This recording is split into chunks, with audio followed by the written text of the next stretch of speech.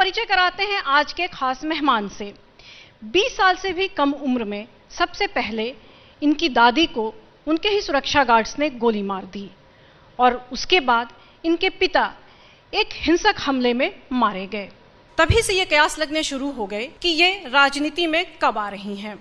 ये राजनीति में आई काफ़ी दिनों के बाद और इन्होंने सबसे मजबूत, सबसे बड़ी चुनौती ली। इन्होंने बीड़ा उठाया देश के सबसे बड़े राज्य में देश की सबसे पुरानी पार्टी के रिवाइवल का। इनकी मजबूती, इनकी प्रतिज्ञा इनके राजनीतिक नारे से भी साफ दिखती है, लड़की हूं, लड़ सकती हूं। अब तक आप समझ गए होंगे कि मैं किसकी बात कर रही हूं। जी हां, कांग्रेस की महासचिव और यूपी की प्रभारी श्रीमती प्रियंका गांधी वाड्रा।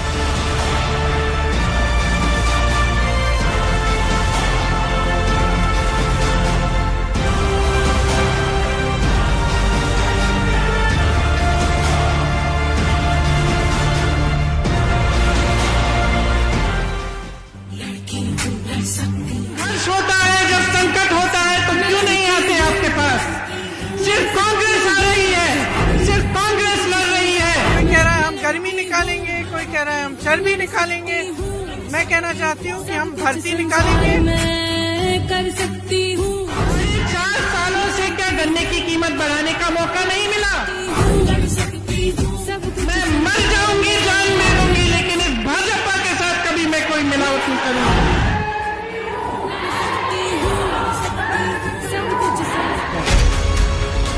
प्रियंका गांधी वाड्रा कांग्रेस पार्टी की राष्ट्रीय महासचिव और उत्तर प्रदेश में कांग्रेस की प्रभारी। चुनाव के समय जो भी नेता आपके सामने आए वो आपको बताए आपके लिए क्या करने जा रहा है और चुनाव के बाद जो 5 साल है उसमें करके दिखाए। उत्तर प्रदेश विधानसभा चुनाव के लिए प्रियंका गांधी ने इस बार कांग्रेस की तरफ से मोर्चा संभाल रखा है। उनके सामने न सिर्फ पार्टी के खिसकते जनाधार को वापस लाने की चुनौती है, बल्कि बीजेपी और समाजवादी पार्टी से टक्कर भी लेनी है। प्रियंका के लिए ये काम आसान नहीं, लेकिन वो नई सोच और जोश के साथ मोर्चे पर डटी। प्रधानमंत्री जी के खरबपति मित्र एक दिन में 1000 करोड़ रुपए कमाते हैं। एक ऐसी सरकार होती है जिसका लक्ष्य होता है झूठ, लालच और लूट, और आज की जो केंद्र सरकार है तो यही दूसरी तरह की सरकार है। राजनीति प्रियंका ने बचपन से देखी, लेकिन सक्रिय तौर पर वो पार्टी की जिम्मेदारी 2019 से संभाल रही है। पार्टी ने उन्हें उत्तर प्रदेश का जिम्मा सौंपा। पिछले कुछ दिनों में वो यूपी के कई मुद्दों पर जनता की आवाज बनती दिखाई दी, चाहे वो कानून व्यवस्था का सवाल हो या फिर हाथरस और लखीमपुर खीरी जैसे कांड। प्रियंका ने हर जगह सरकार के खिलाफ मोर्चा खोला। उनके नेता कहाँ थे? क्या उन्नाव के लिए लड़े? क्या हाथरस के लिए लड़े? क्या लखीमपुर खीरी पहुंचे? वैसे यूपी में कांग्रेस के पास खोने के लिए कुछ है नहीं। पिछले 32 साल में कांग्रेस सत्ता से बाहर है, इसलिए इस बार प्रियंका गांधी ने एक बड़ा दांव खेलने का साहस दिखाया। लड़की हूँ, लड़ सकती हूँ के नारे के साथ उन्होंने 40% टिकट महिलाओं को देकर एक सियासी करंट पैदा कर दिया।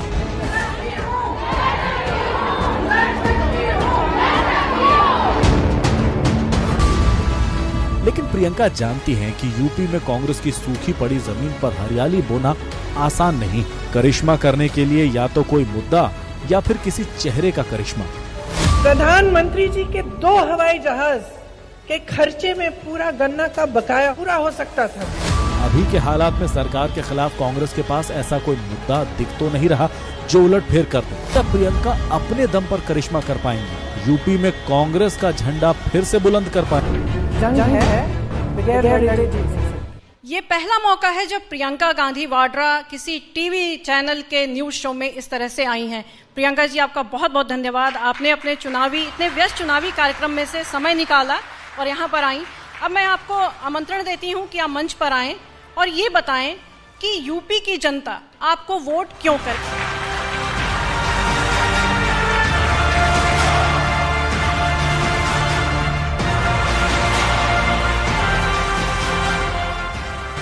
देखिए, यूपी की जनता हमें क्यों वोट दे, क्योंकि यूपी की जनता ने जितने भी राजनीतिक दल हैं जो यूपी में हैं, उन सबको परखा है। उन्होंने जातिवाद और सांप्रदायिकता से भरी हुई राजनीति को देखा है। लेकिन आज परिस्थितियां क्या है? आज जहाँ जहाँ मैं जाती हूँ, गांव-गांव में जाती हूँ, जिससे मिलती हूँ, सब बहुत ही त्रस्त हैं, परेशान हैं। क्यों? क्योंकि जो उनकी रोजी रोटी है उसी को कमाना मुश्किल हो गया है। किसान परेशान है, नौजवान परेशान है, दलित परेशान है, महिला परेशान है। महंगाई इतनी बढ़ चुकी है, एक मतलब आमदनी को महंगाई इतनी बढ़ चुकी है कि बेसिकली जीवन ही मुश्किल बन गया है। और स्थिति जब ऐसी हो जाती है कि जो राजनीति है वो एक ट्रैक पे चल रही है, वो धर्म के नाम पर, जाति के नाम पर आपसे वोट मांगे जा रहे हैं। विकास की आपकी जो बात है, आपके जो मुद्दे हैं वो उठाए नहीं जा रहे हैं। आपका जीवन मुश्किल होते जा रहा है, चाहे शिक्षा हो, सेहत हो, रोजगार हो, कुछ भी हो, वो आपके लिए जो सुविधा होनी चाहिए वो पूरी सुविधा नहीं है। आपका जीवन मुश्किल हो रहा है। वहाँ राजनीतिक दल सारे ये बातें कर रहे हैं कि किस तरह से जाति के आधार पर या धर्म के आधार पर। तो आपकी बात कौन कर रहा है?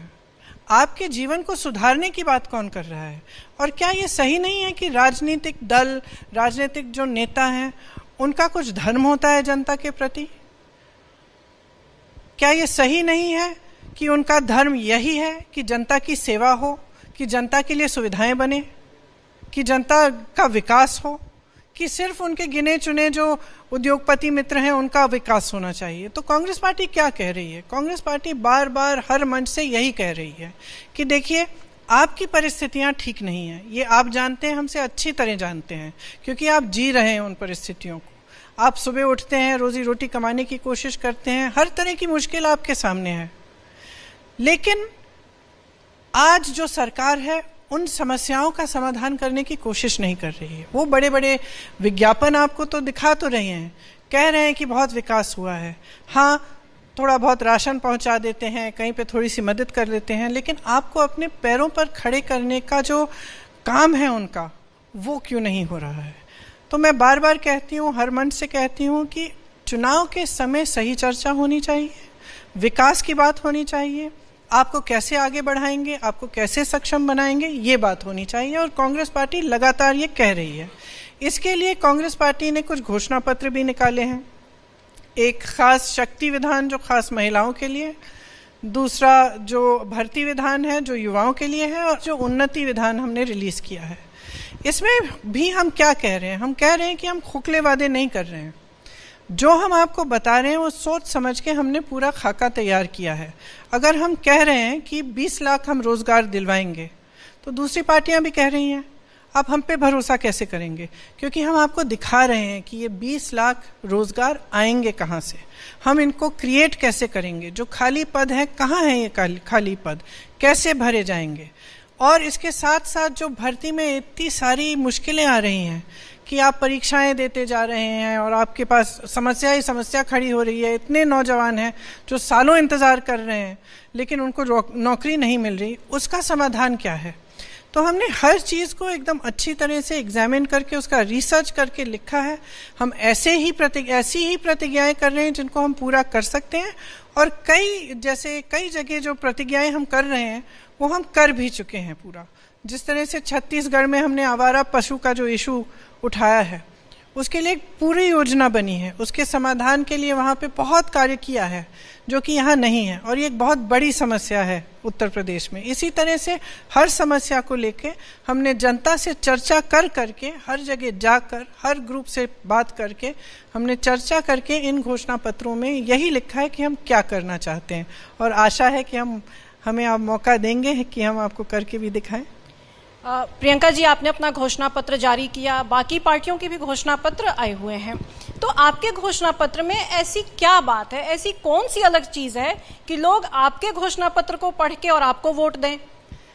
मेरे ख्याल से ये प्रश्न जो है ज़्यादा उचित होगा अगर आप दूसरी पार्टियों से पूछें, क्योंकि मैंने देखा है कि चाहे भाजपा हो चाहे समाजवादी हो, हमारे घोषणा पत्र के ही पॉइंट्स उनके घोषणा पत्र में हैं। तो जो जो हमने इश्यूज उठाए हैं, जैसे महिलाओं के लिए स्कूटी, हमने ये घोषणा बहुत पहले की, अब सब कर रहे हैं। हमने महिलाओं के लिए जो भी कार्य किया उससे महिला चर्चा में आ गई है। आज समाजवादी पार्टी भी, भाजपा भी धड़ाधड़ महिलाओं के लिए घोषणाएं कर रहे हैं। तो उनके देखिए, उनका जो है अतीत पर ध्यान रहता है कि कांग्रेस पार्टी ने 70 सालों से किया क्या। तो जब अतीत पे ही ध्यान होता है तो भविष्य का निर्माण कैसे होगा। प्रियंका जी, आपने इतने सारे वादे कर दिए हैं घोषणा पत्र में, जो प्रतिज्ञा लेके आई, पूरा कैसे करेंगी? ब्लूप्रिंट तैयार है, कितने दिनों में पूरा कर देंगी अगर सरकार आती है तो? देखिए, कुछ ऐसी प्रतिज्ञाएं जिनका हमने एक टाइम बाउंड प्रतिज्ञा कर ली है। जैसे हमने कहा है कि किसानों के जो कर्जा माफ करने की बात है उसको हम 10 दिन के अंदर अंदर करेंगे। अब आप कहेंगे कैसे? छत्तीसगढ़ की जब सरकार बनी, जब भूपेश बघेल जी ने शपथ लिया, उसके शपथ लेने के 3 घंटे बाद उन्होंने सारे किसानों के कर्ज माफ किए।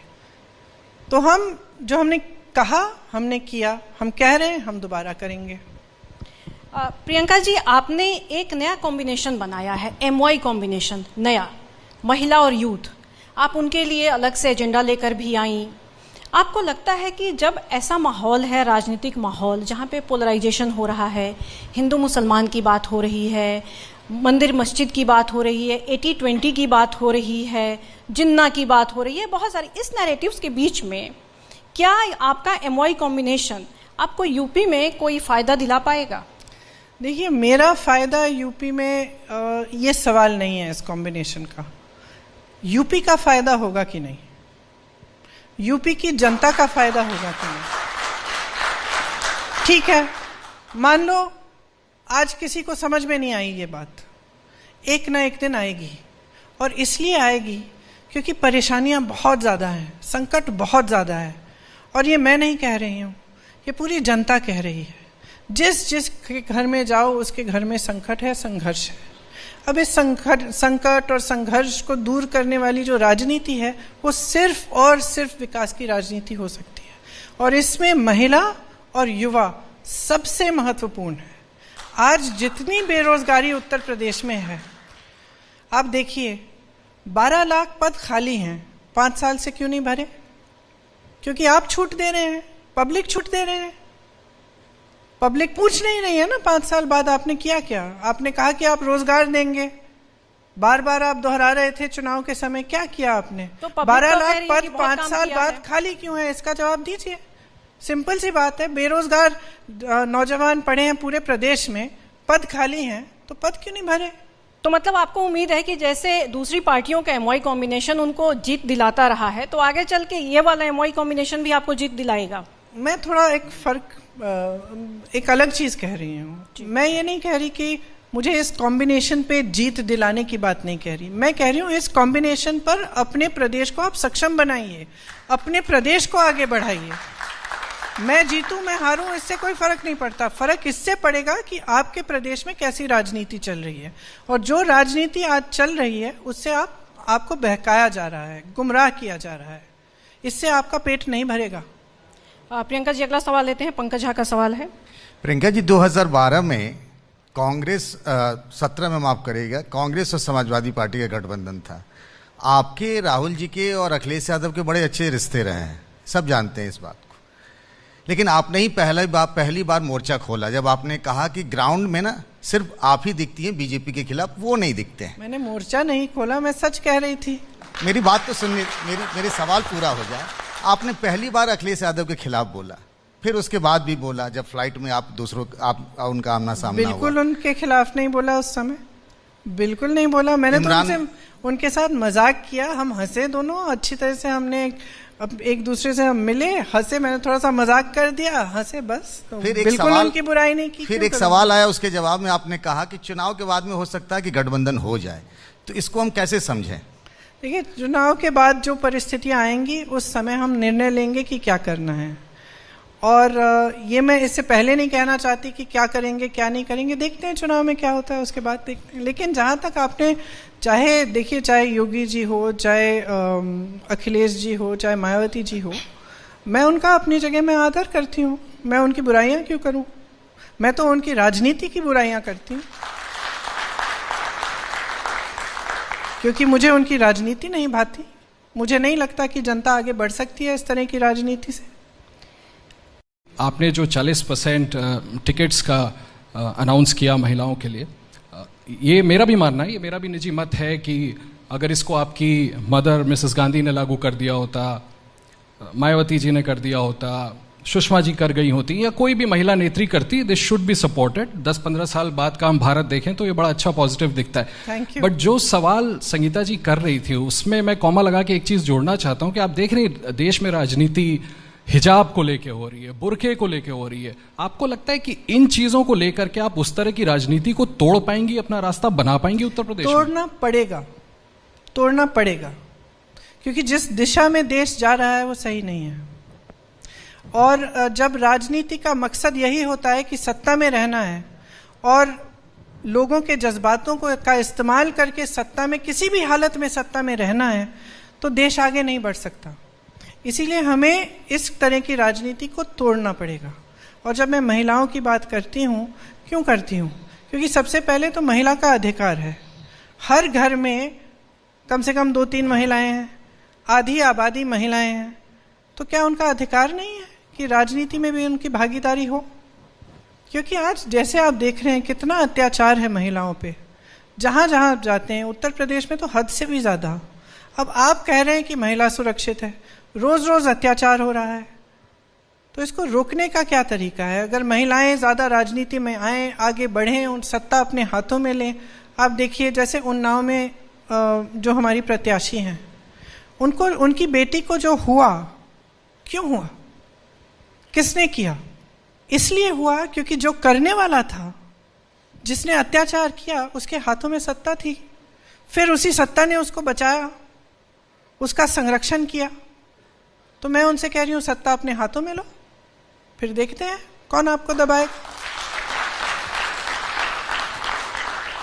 प्रियंका जी, एक सवाल ये उठ रहा है कि आप जो चुनाव लड़ रही हैं यूपी में, तो आप ये चुनाव संगठन मजबूत करने के लिए लड़ रही हैं या कि जीतने के लिए लड़ रही हैं? ये इसलिए इम्पॉर्टेंट है क्योंकि संगठन की मजबूती पे पिछले दिनों में आपने काफ़ी जोर दिया और ये कहा कि हमने एक संगठन खड़ा किया। तो क्या संगठन खड़ा करना मकसद था या चुनाव जीतना? देखिए, बगैर संगठन को मजबूत बनाए चुनाव तो जीत नहीं सकते। बार बार ये हमने देखा है। यहाँ पे हमारा एक लंबा संघर्ष है, ये जाहिर है। और जो बातें हम कर भी रहे हैं, जिस तरह से महिला की बात कर रहे हैं, नवयुवकों की बात कर रहे हैं, हो सकता है कि इन चीज़ों को समझने में लोगों को समय लगे। तो ये लंबा दौर का हमारा रास्ता है और एक संघर्ष भरा रास्ता है।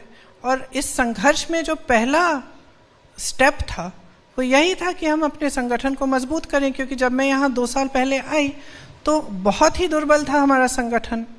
और आज हर न्याय पंचायत, ग्राम पंचायत तक हमने उसको मजबूत बनाया है। हमारे हर जगह कार्यकर्ता हैं। सबसे बड़ी बात तो ये है कि जैसे मैंने पहले कहा, ज़मीन पे हम लड़े हैं पिछले 2 सालों से। अब हमारे अध्यक्ष जी को देखिए कितनी बार आप जेल गए हैं। लेकिन कोरोना के समय भी 28 दिन के लिए जेल में गए। कांग्रेस पार्टी के 18,000 से ज़्यादा कार्यकर्ता पदाधिकारी जेल में या हिरासत में रहे। कौन सी दूसरी पार्टी दिख रही है आपको उत्तर प्रदेश में जिसने इतना संघर्ष किया है? और बगैर संगठन के ये संघर्ष नहीं हो सकता। तो हमारा मकसद, अगर आप पूछ रही हैं कि मेरा मकसद क्या है उत्तर प्रदेश में, मेरा मकसद है कि यहाँ की राजनीति बदले और इस प्रदेश का विकास हो। इस प्रदेश में इतनी काबिलियत है, इतना हुनर है, इतने मौके होने चाहिए, इतने नौजवान हैं जितने पूरे देश में नहीं हैं। तो इनको हम मजबूत क्यों नहीं कर रहे हैं? इन्हें हम शक्ति क्यों नहीं दे रहे हैं? इन्हें हम सत्ता क्यों नहीं दे रहे हैं? हमें रोजगार के मौके क्यों नहीं दे रहे हैं? ये प्रदेश पूरे देश में सबसे नंबर 1 पे हो सकता है। हम देखते हैं कि अनएम्प्लॉयमेंट में सबसे ज़्यादा है, हम देखते हैं बेरोजगारी ऊंची है यहाँ पे, अत्याचार में सबसे आगे बढ़ रहे हैं, विकास में क्यों नहीं? संगठन मजबूत हो गया, आप कह रही हैं लंबी लड़ाई है, तो कितना लंबा हो गया? नहीं हो रहा है, बहुत हो गया है, लेकिन बहुत लंबा रास्ता है और भी होगा। लंबा रास्ता है। ये चाहे विकास हो, चाहे संगठन की बात हो, ये कभी इसका अंत नहीं होता। आज जितना मजबूत है उससे दुगना भी हो सकता है, उससे 3 गुना भी हो सकता है। इतना मजबूत कब हो जाएगा कि कांग्रेस के रिवाइवल का जो आपने बीड़ा उठाया है वो पूरा हो पाए? 2022 में, 24 में, 27 में या उसके आगे? अब ये तो जनता बताएगी। ये तो जनता बताएगी ना। प्रियंका जी, आपने अभी कहा कि ज़मीन पे आप दिख रही थी, सारे मुद्दे आपने उठाए यूपी के, चाहे वो लखीमपुर का हो, हाथरस का हो, उन्नाव का, सारी चीज़ें। लेकिन विपक्ष आपके ऊपर आरोप लगाता है कि आप वहाँ से राजनीति करती हैं, दिल्ली से। इसी मंच से केशव प्रसाद मौर्य ने कहा था कि प्रियंका जी का तो नाम प्रियंका ट्विटर वाड्रा रख देना चाहिए।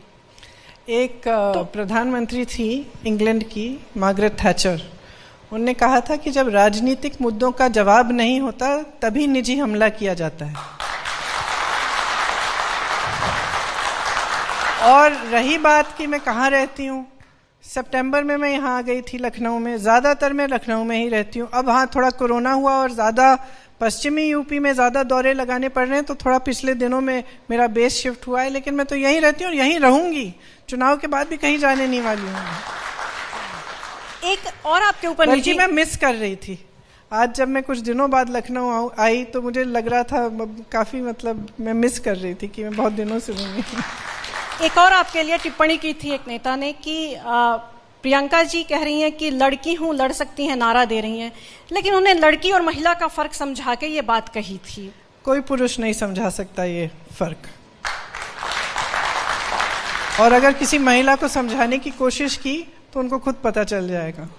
प्रियंका जी, मेरा सवाल ये है कि लॉ एंड ऑर्डर, कानून व्यवस्था को लेकर आप या समाजवादी पार्टी, सारे दल आरोप लगा रहे हैं, लेकिन एक बहुत बड़ा मुद्दा होता है, खास तौर से अल्पसंख्यकों पर हमले का भी आरोप बहुत ज्यादा और इस सरकार पर लग रहा है। लेकिन असदुद्दीन ओवैसी पर जब हमला होता है, एक पार्टी के वो चीफ हैं, सांसद हैं, संसद से लेकर सड़कों तक विपक्ष में इस मुद्दे पर योगी सरकार या मोदी सरकार को घेरते हुए वो सुर क्यों नहीं दिखाई पड़ते? कहीं डर है कि वोट कट जाएगा? देखिए, मैं तो बिल्कुल नहीं डरती। मैं तो जो मुझे सही लगता है मैं उस इशू को हमेशा उठाती हूँ।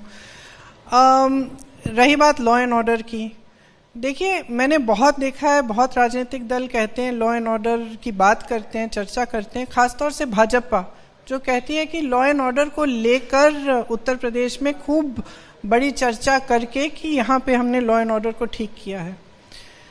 मेरी समझ में लॉ एंड ऑर्डर गवर्नेंस से एकदम पूरी तरह से जुड़ा हुआ है, ठीक है? तो लॉ एंड ऑर्डर और एनकाउंटर राज में बहुत फर्क है। अगर आप कहेंगे कि एनकाउंटर करने से आपने लॉ एंड ऑर्डर बना दिया है, तो ये लॉ एंड ऑर्डर मैं तो नहीं मानती। जब तक महिलाओं पर रोज रोज अत्याचार हो रहे हैं, दलितों पर रोज रोज अत्याचार हो रहे हैं, तो ये लॉ एंड ऑर्डर मैं नहीं मान सकती। मैं जब आगरा गई और एक दलित परिवार को 18 सदस्य उस परिवार के आपने उठाए, पुलिस थाने में आप ले गए, उनको ऐसे मारा, किसी के नाखून निकाल दिए, किसी के हाथों पे आपने कुर्सी की टांगें रख दी और दबाई, किसी के यहाँ घुटने पे आप खड़े होकर आपने घुटने तोड़े, किसी को मार डाला। एक महिला थी जिसका एक 1.5 महीने का बच्चा है, दूध पिला रही है, उसको आपने इस बेरहमी से पीटा कि वो बोल नहीं पा रही है, इसके बाद खड़ी नहीं हो पा रही है। इसको आप लॉ एंड ऑर्डर कहते हैं? तो या तो आप आके मूंद के बैठे हैं, या फिर आप समझ रहे हैं कि इनकाउंटर करने से ही लॉ एंड ऑर्डर बनता है, क्योंकि जो असलियत है, जो उत्तर प्रदेश के लोगों की असलियत, तो आप पहचान नहीं रहे हैं। अगला सवाल रणवीर का, ये लगातार यूपी में घूम रहे हैं, कवर कर रहे हैं, तो इनका सवाल अगला। Priyanka ji, law and order से जुड़ा ही सवाल है कि आप बार बार उम्भा का जिक्र करती हैं, अलीगढ़ का जिक्र करती हैं, आगरा का, हाथरस, लखीमपुर, और कहती हैं कि कानून व्यवस्था एक मुद्दा है, लेकिन बीजेपी इसी कानून व्यवस्था को अपना आधार बताती है कि बुलडोजर चला के कार्रवाई की। जवाब दे चुकी हूं। और मैं आपसे ये पूछना चाहता हूं कि क्या इसको आप लोग चुनावी मुद्दा बना पाएंगे? क्योंकि बीजेपी बार बार ये कहती है कि हमने कार्रवाई की, अपराधियों को बाहर भेज दिया, बुलडोजर चलाए, सीज किया, पैसे जब्त किए, तो ये सारा चीज वो आप अचीवमेंट के तौर पर बताते हैं। देखिए, उनके नजरिए से लॉ एंड ऑर्डर एक चीज है, हमारे नजरिए से कुछ और है। जैसे मैंने कहा, ये गवर्नेंस से जुड़ा है। गवर्नेंस की काबिलियत इस सरकार में नहीं है। यहाँ गवर्नेंस नहीं हो रहा है, यहाँ पे डिक्टेटरशिप चल रही है, जो मन में आया वो किया। ये गवर्नेंस नहीं है। गवर्नेंस हो रहा होता तो आपकी सड़कें बन रही होती, यहाँ पे एडमिनिस्ट्रेशन ठीक से चल रहा होता, आपकी शहरें अच्छी होती, मतलब उनमें सब सुविधाएं होती, पानी की सुविधा होती, यहाँ के जो झुग्गी झोपड़ियाँ हैं उनमें सुविधाएं होती, आप मिडिल क्लास के लिए सुविधाएं होती। और वो लॉ एंड ऑर्डर से फिर जुड़ता है। बगैर गवर्नेंस के लॉ एंड ऑर्डर हो नहीं सकता। और मेरा ये विचार है कि यहाँ गवर्नेंस हो नहीं रही है ठीक से। यहाँ पे तो एक रूल ऑफ लॉ मनमानी से बन रहा है। अगर बुलडोज़र चलाना लॉ एंड ऑर्डर है, अगर इनकाउंटर करना लॉ एंड ऑर्डर है, तो हाँ फिर कहिए कि हाँ लॉ एंड ऑर्डर है इस प्रदेश में। आपके मंत्री के बेटे ने 6 किसानों को कुचल दिया, अभी भी मंत्री आपके साथ मंच पे हैं, और इतना संघर्ष किया सारे राजनीतिक दलों में सिर्फ एफआईआर दर्ज कराने में, सिर्फ उसको पकड़ के जेल में डलवाने के लिए। आपने कुछ नहीं किया, आप उसको बचाते रहे। किस तरह का लॉ एंड ऑर्डर है? जब यहाँ का आम आदमी, यहाँ का गरीब सुरक्षित नहीं है तो कैसा लॉ एंड ऑर्डर है? यहाँ पे तो सिर्फ जो सत्ता है, जो सत्ता में है वही सुरक्षित है। मैं तो नहीं मानती कि यहाँ लॉ एंड ऑर्डर है। प्रियंका जी, मेरा सवाल यूपी नहीं थोड़ा दिल्ली जाके है। अभी पार्लियामेंट में आपकी पार्टी पर कई तरह के एलिगेशन लगे, कई बातें हुई। उसमें से एक बात जो है वो था टुकड़े टुकड़े गैंग को लेकर। सॉरी, टुकड़े टुकड़े गैंग का जिक्र आया। अच्छा। और कहा गया कि कांग्रेस जो है उसकी लीडर बन गई है। जरा वो हमें समझाएंगे कि ये टुकड़े टुकड़े गैंग क्या है, और आपके पार्टी पर जो ये एलिगेशन जो लगा है उस पर आप क्या कहना चाहेंगे? मैं ये कहना चाहूंगी कि जो एलिगेशन लगा रहा है वो समझाए ना, वो समझाए कि टुकड़े टुकड़े गैंग क्या है। इसके देश को बनाया किसने है? जो कहते हैं कि 70 साल में कुछ नहीं हुआ, उन्होंने 7 सालों में क्या किया है? कोई आईआईटी बनाया है, कोई एम्स बनाया है, रोजगार दिलवाए हैं, क्या किया है? जो देश की संपत्ति थी सारी 2 लोगों को पकड़ा दी है और बेचे जा रहे हैं। और हर बार पर, हर मंच पर बस यही पुरानी बातें, 70 साल में क्या किया सर। अरे 70 साल हो गए ना, बीत गए। 7 साल की बात करिए। 7 साल में आपने किया क्या है? आप हवाई अड्डों को चुनाव के पहले इनॉग्रेट कर रहे हैं। 5 साल से आप सरकार में हैं, तब आपने जेवर का हवाई अड्डा नहीं बनाया। चुनाव से पहले आप जाकर उसका उद्घाटन कर रहे हैं, और फिर शंघाई की फोटो लगा रहे हैं, उसकी शंघाई की एयरपोर्ट की फोटो लगी जा रही है। तो जब आप खुद नहीं करेंगे तो सिर्फ आप यही कहेंगे ना कि किसी और ने आपसे पहले कुछ नहीं किया। अगला सवाल संजय त्रिपाठी का। प्रियंका जी, एक बड़ा साहसिक निर्णय लिया गया इस बार 2022 के चुनाव के लिहाज से कि आपने 40% सीटें जो हैं वो महिलाओं के लिए आरक्षित कर दी, और दी भी। तर्क दिया गया पार्टी की ओर से कि ये फैसला पार्टी को मजबूती देगा, लेकिन चर्चा ये है कि ये मजबूरी में लिया गया फैसला है, क्योंकि उत्तर प्रदेश में पार्टी को वो लोग ही नहीं मिले जो किसी दूसरी पार्टी के प्रत्याशी को टक्कर दे सके। अब देखिए, ये आपका नज़रिया है। मेरा नज़रिया तो ये है कि मैं महिलाओं के लिए लड़ूंगी, क्योंकि मेरे दिल के बहुत करीब का इशू है। मैं सोचती हूँ कि महिलाओं को अधिकार मिलना चाहिए। जब हमने ये निर्णय लिया तो सबने कहा कि इनको तो महिलाएं मिलेंगी नहीं। सबसे पहले यही कहा ना कि अरे लड़ने वाली महिलाएं इनको मिलेंगी कहाँ से, लेकिन मिल गई। हर विधानसभा में 4-4, 5-5 महिलाएं लड़ रही हैं। कोई इस्तीफा दे रहा है कि मुझे नहीं मिला, किसी और महिला को मिल गया। दुखी हो रही हैं, लड़ रही हैं टिकट के लिए। तो ये तो एक नजरिया है, मेरा अलग नजरिया है। अगला सवाल आशीष कुमार सिंह का। प्रियंका जी, इसी से जुड़ा एक मेरा सवाल है जो आपने रिस्ट बैंड पे पहना हुआ है। लड़की हूँ लड़ सकती हूँ जो आपने नारा दिया है प्रियंका जी, ये कॉन्सेप्ट आया कहाँ से? ये आपने कल्पना कहाँ से की कि इसको हम अपना कैच लाइन बना सकते हैं, इसको लेकर के हम चुनाव में उतर सकते हैं? इसी से जुड़ा मैं एक और सवाल आपसे ज़रूर पूछना चाहता हूँ। भाजपा कहती है हम सपा से लड़ रहे हैं, सपा कहती है हम भाजपा से लड़ रहे हैं। प्रियंका गांधी किससे लड़ रही है उत्तर प्रदेश में? गरीबी से लड़ रहे हैं, बेरोजगारी से लड़ रहे हैं, महंगाई से लड़ रहे हैं, महिलाओं पे अत्याचार से लड़ रहे हैं। और राजनीति यही होनी चाहिए। मैं दूसरों को समझाना नहीं चाहती। राजनीति में मैं 3 साल पहले आई हूँ, मेरे से बहुत पहले आए हैं। शायद इसलिए उनकी सोच नकारात्मक हो गई है। शायद इसलिए ये इस तरह की राजनीति बन गई है कि ठीक है हम आपके लिए ये करेंगे तो आप हमें वोट दीजिए, ऐसा मतलब सौदेबाजी हो गई है और जज्बातों का इस्तेमाल हो रहा है।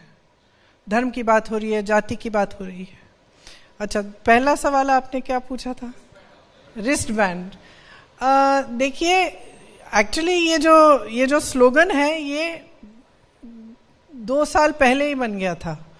अब हमने आपस में हम चर्चा कर रहे थे, मैं कह रही थी कि महिलाओं के लिए हमें कुछ करना चाहिए, तो हम ऑफिस में बैठे थे, हमने ये स्लोगन बनाया कि इसका कुछ करना चाहिए। फिर समय आया, हम लोग यहाँ बिजी हो गए अपने संगठन में को बनाने में। लेकिन इसके पीछे सोच क्या है? देखिए, एक्चुअली शुरुआत तब से हुई जब मैं उन्नाव की जो रेप पीड़िता थी उसके घर गई, जिनको जला दिया गया और जिनकी मृत्यु हो गई। जब मैं उनके घर गई, उनके परिवार से मैंने बात की, तो उससे मेरा एकदम नज़रिया ही बदल गया। मैंने ये देखा कि ये एक परिवार जिसके ऊपर मेरे ख्याल से ऐसा कोई अत्याचार नहीं था जो नहीं किया गया। बेटी का बलात्कार किया गया, गैंग रेप किया गया, उसको जलाकर मार डाला, उसके पिताजी को पीटा, उसके भाइयों को पीटा, उसकी बहनों को धमकाया, उसकी एक 9 साल की भाभी की बेटी थी, उसको स्कूल में धमकाया कि तुम स्कूल मत आओ, देख लेना, तुम्हें भी ठीक कर लेंगे। उसके पिताजी के खेत को जला डाला। जब मैं वहाँ गई, 2 चीज़ें मैंने नोटिस की। सबसे पहले कि उस परिवार की जो महिला थी, जो उस लड़की की भाभी थी, वो लड़ रही थी अभी भी। उस लड़की का मृत्यु हो गया था, गुस्से में थी, वही कह रही थी कि मुझे न्याय चाहिए। और दूसरी बात ये कि उसके पिताजी ने कुछ नहीं कहा, फिर 15-20 मिनट बाद फूट फूट के रोने लग गए। तो हमने पूछा कि हमने उनको कंसोल करने की कोशिश की और उन्होंने सिर्फ एक बात कही। उन्होंने कहा कि मेरी बेटी अकेली लड़ रही थी। जब हम उससे पूछते कि हम आपके साथ आएं, उसका FIR उन्नाव में दर्ज नहीं किया गया, उसका केस फिर रायबरेली में था। तो सुबह सुबह 6 बजे उठ के वो जो ट्रेन थी वो लेके रायबरेली खुद जाती थी अकेले, ये जानते हुए कि कोई उसके पीछे पड़ा हुआ है, कि उसको मारने की कोशिश करेगा। जानते हुए अपने पिता को कहती थी, नहीं पापा, ये मेरी लड़ाई है, मैं खुद लड़ूंगी। इस लाइन से मैं बहुत ज़्यादा प्रभावित हुई। तो ये जो भावना है मैंने सब जगह देखी है। आपकी इतनी महिलाएं और लड़कियां विधानसभा का चुनाव लड़ रही हैं, तो उनकी जो लीडर हैं प्रियंका गांधी वाड्रा, उनको भी चुनाव लड़ना चाहिए था। हर चीज़ का समय होता है। उस समय के बारे में थोड़ा कुछ बताएंगी कि समय लोकसभा का आएगा, विधानसभा का? मेरा जितना राजनीतिक अनुभव है, मैं सोचती हूँ कि अभी समय नहीं है। और हालांकि आप लोग बार बार ये सवाल उठाते हैं, मैं जानती हूँ कि आप सब इससे सहमत हैं। नहीं प्रियंका जी, मैंने आपकी एक तस्वीर देखी थी। प्रियंका जी, जब राहुल गांधी पहली बार चुनाव लड़ने आए थे तो मैंने एक तस्वीर देखी थी उस वक्त कि आप आगे आगे, राहुल गांधी पीछे पीछे थे, हाथ पकड़ के आप आगे बढ़ रही थी। कहाँ पे? अमेठी में। अमेठी की मैं बात कर रहा हूँ। तो मुझे लगता है इतने सालों से आप पॉलिटिक्स बिहाइंड द सीन कर रही थी, अब आगे की हैं, तो मुझे लगता है कि जब इतने सारे लोगों को आप बढ़ा रही हैं, लड़की हूँ लड़ सकती नारे के साथ, तो आप भी लड़ लेती तो शायद बेहतर होता। मैंने कहा मैं क्या सोचती हूँ, मैं सोचती हूँ कि अभी सही समय नहीं है इसके लिए।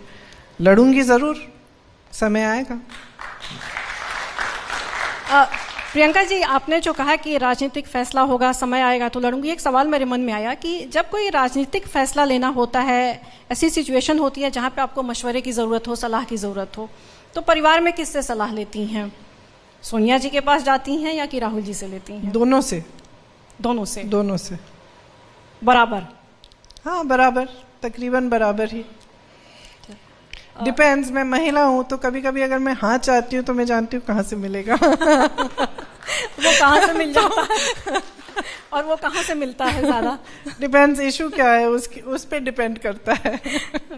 प्रियंका जी, ये घोषणा पत्र मैं देख रहा था जी, इसमें सोनिया जी हैं, राहुल जी हैं, और जो लड़की लड़ रही है उत्तर प्रदेश में, उस लड़की का चेहरा नहीं है। वो अंदर है। नहीं, फ्रंट पे नहीं है, अभी भी पीछे ही है। कोई बात नहीं, इसके पीछे कुछ सोचा समझा? नहीं, ये हमारा मेन मैनिफेस्टो है। हमारी पार्टी की अध्यक्षा जी हैं और पूर्व अध्यक्ष है, उनको सामने होना चाहिए। मैं तो हूँ ही, रोज लड़ रही हूँ यहाँ। प्रियंका जी, आपने मुझसे कहा था मैं सवाल बहुत ज्यादा पूछता हूँ, एक और अलाउ कर दीजिए। पंकज जी से जुड़ा हुआ सवाल मैं आपसे करना चाहता हूँ। आपने कहा कि जब समय आएगा तब आप लड़ेंगी। आपका मैंने अभी कुछ दिनों पहले एक बयान देखा था जिसमें आपने कहा था कि आपने उत्तर प्रदेश को इसलिए चुना क्योंकि शुरुआत वहां से करनी चाहिए जहां संघर्ष सबसे ज्यादा हो। Correct me if I am wrong, आपने ऐसा कहा था। मैं सिर्फ ये जानना चाहता हूं कि जब आपको पता था कि इस स्टेट में इतनी चुनौती है जहां पर प्रियंका गांधी वाड्रा को खुद उतरना पड़ेगा, 10 साल आपको नहीं लगता पीछे रह गई? 10 साल पहले अगर ये गांधी परिवार के सदस्य आ गई होती, संगठन खड़ा भी हो गया होता, पार्टी मजबूती से चुनाव लड़ रही होती, संभवतः आप सरकार भी बना लेती। 10 साल पहले मेरी बेटी 8 साल की थी। मैं एक माँ भी हूं। प्रियंका जी, मेरा सवाल फिर दिल्ली से ही है कि दिल्ली में कांग्रेस अपने दम पे सत्ता में कब आएगी? 44 आपका वर्ष परफॉर्मेंस था जो बढ़ के अगली बार उससे बेटर आपने किया। क्या उसी रफ्तार से कांग्रेस आगे बढ़ेगी या कुछ है जो कि बहुत तेजी से? देखिए, मैं ज्योतिषी तो नहीं हूं, मैं नहीं कह सकती कि कांग्रेस सत्ता में कब आएगी। मैं ये जरूर कह सकती हूँ कि कांग्रेस की ज़रूरत है और कांग्रेस का अनुभव है। जैसे मैंने गवर्नेंस की बात की, ठीक है, सबसे ज़्यादा अनुभव सरकार चलाने का कांग्रेस में ही है। जैसे मैंने कहा कि आप जानते ही होंगे कि जब कांग्रेस की सरकार थी तो गरीबी रेखा से कितने लोगों को उठाया। आज करोड़ों लोग गरीबी रेखा से नीचे फिर से चले गए हैं। ये सब चीज़ें, इन चीज़ों को दुरुस्त करने के लिए कितने रोज़गार बने, मनरेगा आया, कितने रोज़गार बने, कितने अधिकारों वाली राजनीति हुई। उस तरह की राजनीति की बहुत ज़्यादा ज़रूरत है इस देश को और जल्द से जल्द जनता समझ ले। मैं जानती हूँ कि एक नज़रिया ये है कि देखिए कांग्रेस अभी सीख नहीं रही है, उसको अहंकारी है, ये सब, लेकिन सच्चाई ये है कि हम रोज़ सीख के, रोज़ संघर्ष करके, रोज़ मेहनत करके एक नई राजनीति करने की कोशिश कर रहे हैं। और जो परेशानियां आज लोग देख रहे हैं वो इसलिए है क्योंकि ये सरकार ने गवर्नेंस को इवेंट मैनेजमेंट से रिप्लेस किया है। इवेंट मैनेजमेंट होता है, बड़ी बड़ी इवेंट्स होती हैं, विज्ञापन होते हैं, ये सब होता है, लेकिन एक्चुअल गवर्नेंस नहीं हो रहा है। नहीं तो ये हमारी अर्थव्यवस्था की ये स्थिति नहीं होती जो आज है।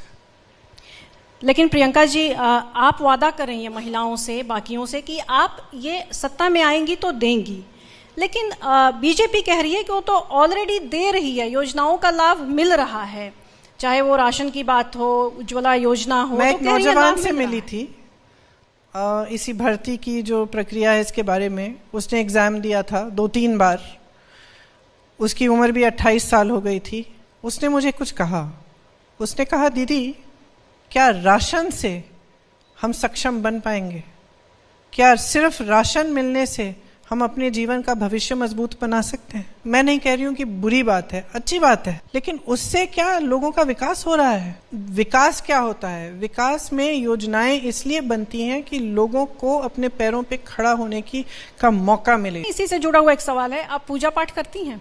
हाँ, क्योंकि विपक्ष कहता है कि आप और राहुल गांधी दोनों ही जब चुनाव करीब आते हैं तब मंदिरों में जाते हैं और पूजा पाठ करते हैं। अच्छा, क्योंकि जब चुनाव आता है तो मीडिया साथ आती है और जब चुनाव नहीं है अगर हम जाएं तो मीडिया कहाँ आती है? तो आप रेगुलर पूजा करती हैं? रेगुलर पूजा, देखिए मेरा जो अपना मानना है, मेरा धर्म जो है, जिस तरह से मेरी आस्थाएं होती है, मैं मन में ज़्यादा करती हूँ। जब मौका मिलता है, जब कुछ त्यौहार होता है जैसे दिवाली, तब मैं पूरी प्रॉपर पूजा करती हूँ, या कभी कभी जैसे महामृत्युंजय पाठ वगैरह ये सब करते हैं, लेकिन ज़्यादातर मैं अपने मन में भगवान से बात कर लेती हूँ जो भी करनी है। प्रियंका जी, राजनीति की कुछ तस्वीरें बहुत याद रखी जाती हैं। जब अखिलेश जी के सामने आप पढ़ी, आप दोनों मुस्कुराए, एक अच्छा जेस्चर था। क्या इसी तरह का अच्छा जेस्चर योगी जी और पीएम मोदी को देखकर भी आपका होगा? बिल्कुल, क्यों नहीं। जैसे मैंने कहा, हमारी विचारधारा अलग है, हम उनकी राजनीति से, हमारी राजनीति अलग है। इसका मतलब ये नहीं है कि हम आदर सम्मान नहीं करें, ये तो हमारी सभ्यता है। प्रधानमंत्री हैं इस देश के, मुख्यमंत्री हैं उत्तर प्रदेश के, क्यों नहीं? आदर जरूर करेंगे हम। वो हमारा करेंगे कि नहीं, ये नहीं मालूम। आपको ऐसा क्यों लगता है? उनकी बातों से पता चलता है कभी कभी, क्योंकि वो सिर्फ राजनीतिक बात नहीं करते, बड़े निजी हमले करते हैं, इसलिए। तो निजी हमलों से ज्यादा चोट पहुंचती है? बिल्कुल नहीं, आज तक मुझे किसी ऐसे हमले से चोट नहीं पहुंची। एक बार जब मैं 14 साल की थी तो मेरे पिताजी के बारे में कुछ लिखा था, बहुत रोई मैं। फिर मैंने उनसे बात की, दुखी होकर मैं उनके पास गई, तो उन्होंने मुझे कुछ चीज़ें समझाई जीवन के बारे में। तब से नहीं हुआ कोई दुख। तो क्या वो चीज़ें आपने आगे अपने बच्चों को भी समझाई? मैंने अपने बच्चों को पूरी तरह ट्रेन कर दिया। जब से 8-10 साल के थे मैंने कहा कि अब समय है इनको समझाना है कि सच्चाई क्या है क्या नहीं है। तो मैंने गूगल किया कि मेरे परिवार के बारे में क्या क्या कहा जा रहा है और उसमें से सबसे जो क्या कह सकते हैं, इतने सारे झूठ थे उसमें, लेकिन उसमें एक बात थी कि मेरी नानी एक स्मगलर है और एक स्पाई है, रूसी स्पाई है।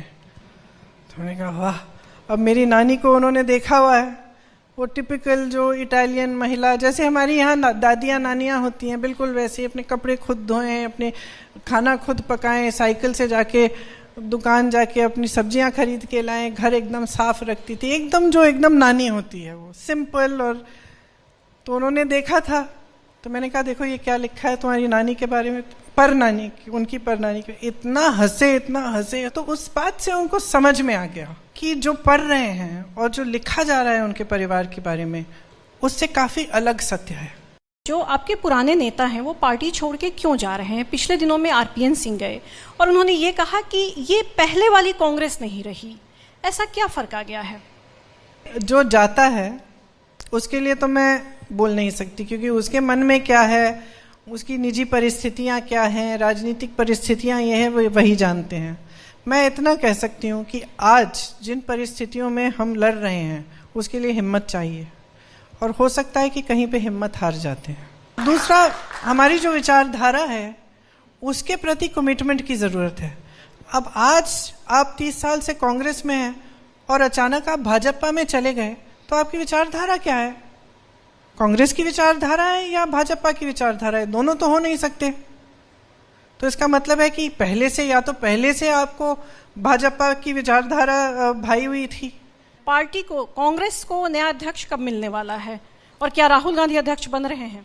ये जवाब मिलने वाला तो ज़रूर है, क्योंकि कांग्रेस पार्टी में जो चुनाव तय किए गए हैं, इसका पूरा जो टाइम टेबल भी बना है वो सबके सामने है, पब्लिक में है। उसकी तैयारी भी शुरू हो गई है, मेंबरशिप भी शुरू हो गई है हर प्रदेश में। तो ये ज़रूर होगा, मेरे ख्याल से सितंबर-अक्टूबर का है टाइम टेबल, और उस समय चुनाव होगा, उस समय अध्यक्ष आएंगे, और अगर राहुल जी लड़ेंगे तो ज़रूर अध्यक्ष बन सकते हैं। कांग्रेस 5 राज्यों में चुनाव लड़ रही है, आपको क्या लगता है कितनी जगह पे कांग्रेस की संभावनाएं हैं? आशा तो ये है कि सभी में बने, यूपी में भी आशा और उम्मीद तो है, क्यों नहीं। प्रियंका जी, अगर यूपी में सरकार बनती है, जो आपने कहा आशा और उम्मीद है, तो एक बड़ा ही स्वाभाविक सा सवाल है जो आ रहा है कि चीफ मिनिस्टर कौन बनेगा? पहले सरकार बनने दीजिए। ये सब भविष्य की बातें हैं। प्रियंका जी, आप हमारे शो में आई और सारे सवालों के बहुत ही बेबाकी से खुल के जवाब दिया, इसके लिए आपका बहुत बहुत धन्यवाद।